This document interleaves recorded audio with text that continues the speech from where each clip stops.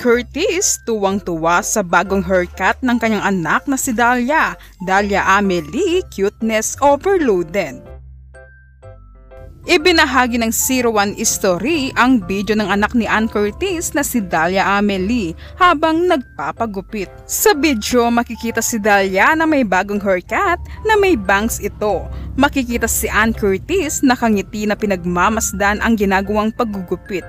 Tila excited at tuwang-tuwa sa magiging resulta ng hairstyle ng anak. Hindi maitago ni Ann Curtis ang ngiti, halatang proud na proud habang nakikita si Dalia na mahinahong nakaupo sa salon ng chair. Si Dalia naman ay napaka-behave sa buong proseso. Isa yan sa kinatuwa ng netizens ang pagiging behave at sobrang calm na pag-uugali ni Dalia habang ginugupitan.